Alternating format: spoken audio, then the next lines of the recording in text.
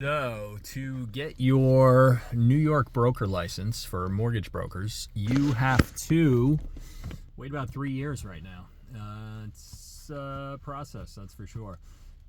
You have to rent commercial office space.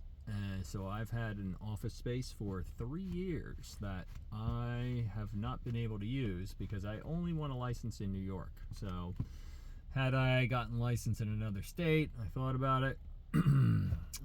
Texas, 2 weeks. Colorado, about 2 weeks. The rest of the states are normally longer. Florida's pretty fast. You don't need brick and mortar in Florida. What else? You do need a commercial office space, and it's a very long, detailed process in New York. Hopefully, it's worth it. We shall see. It really is. I'll be able to save my customers a lot more money. I'm sure everyone kind of knows if you're looking for a mortgage, you're going to get a better rate from a broker. It's also pretty straightforward, how many points and what's my rate. Normally, most people like me, you get the option of what you want the rate at, and we're in a 2% industry. I don't know why mortgage people are so, scared of mentioning it. A lot do charge more than that. So 2.75 on the broker side is the maximum, and the banks are not held to that. So banks can charge like 7-8 points. It's totally possible. So like on an FHA deal, whenever they take that loan and they turn around and they sell it on the secondary, they could be making 5 to 7 points in the back. So you don't see that. And then they could also be charging, 2.75 in the front. So who's going to give you a better rate? Yeah. So I've always found that the banks that I've worked for really hit or miss whether or not they're even competitive with the broker rates. Kind of interesting.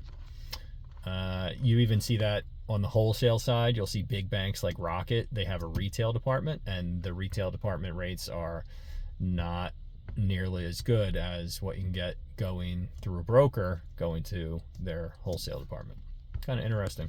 But it does show you to like shop around and try to get people to just give it to you straight, because all we have control over with the loan officer, the bank, the broker, it's the interest rate and how much you're getting charged for that rate or credited back for that rate. And you also want to shop around on the same day. So you want to shop around the same day because rates change every day. Sometimes they change a couple times a day. So it depends on how fluctuating the market is. But it's all about locking in at the right time. What else? A lot of common questions I get. Let's see.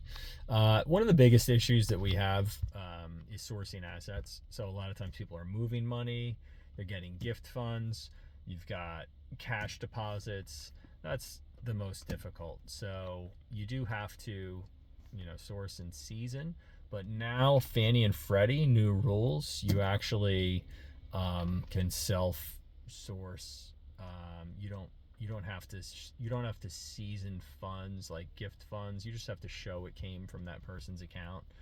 We used to have to show, like FHA, that it came from, let's say mom gives a gift. I need to get 60 days of mom's bank statement to show where that money was, so to prove that it's not money laundering or things like that. But Fannie, Freddie, everyone changed their rules, even FHA. So now you will still run into that rule with some smaller banks, maybe even bigger banks, because they're overlaying. There's overlays. So it's another reason why dealing with a broker, it's kind of nice because you just have your Fannie, Freddie guidelines. A lot of times I just need a W-2 pay stub. A lot of times I don't need tax returns even. We always want everything because to say, hey, just give me this and this, and then come back and say, oh, give me this and this and this and this. But if you run DU, LP, see what's easier, you're going to get whatever your findings are, and it's going to tell you what you need. You need W-2, you need pay stubs, you need one bank statement, So that's pretty much how that goes. And appraisal waivers, we got a lot of appraisal waivers now, and now we're getting AVMs or BPOs, they call it, like where it's just an estimated valuation.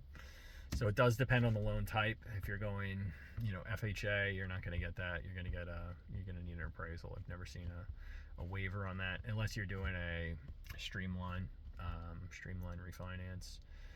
Let's see, what else? So in order to get appraisal waiver, it's interesting. It's like based on the data. So if you have houses that refinanced, sold, or turned over since the crash of like 08, 09, then you're going to find you're going to get waivers on those more often, especially if the loan to value is in line. If that house turned over and it sold for, $600,000, and then you're doing a purchase for $1.2 million, yeah, you're going to need an appraisal. So obviously someone put a lot of work into the house at that point. Let's see. Yeah, any questions? Fire away. I'm going to keep making these and try to, educate everyone. I know a lot about mortgages, what I would do differently. If I were buying a house for the first time, I'd buy mixed use. Oh, that would be great. Owner occupied mixed use, FHA, 3.5% down. And, then you can then upgrade to a 4-family residential. Then you could do a 3, and then a 2, and then a 1. You can't go backwards. You can't buy a single family and then say that you're gonna, even if you are gonna move into that mixed use property, it doesn't matter. You're not going from a 1 to a mixed use or from a 1 to a 4 unit. So it's very difficult to, nearly impossible to get that done, even if it's true. What else? We have, once you go over 4 units, you've got commercial, and that's another animal. I know that there's something that there's a way that people get around a 5, and I think our DA, Letitia, I think that's what she got hit for. I think it was, from what I heard, she bought a 5 and did it as a 4 with an accessory unit. So it's not really kosher. But here in New York we have COs. So COs, whenever it predates the CO, then you can do whatever you want to a house. So you could take a 2 unit, turn it into a 1, turn it into a 4, and there's no C of O saying, no, this is a 2 or this is a 3. So it is whatever it is. So some of these houses that have been around since, I saw one today, it was an 8 unit built in 1920. So it's predating C of O, and that's tough. You're not going to be doing anything other than, there's 8 kitchens in there, so it is what it is. But $1 million, good deal in Brooklyn. But my customer, I don't think he's gonna buy it. But nice house. All right, what else? If you guys have any questions, fire away. And broker license, bringing you back around. You basically do have to quit your job, and I'm at that point.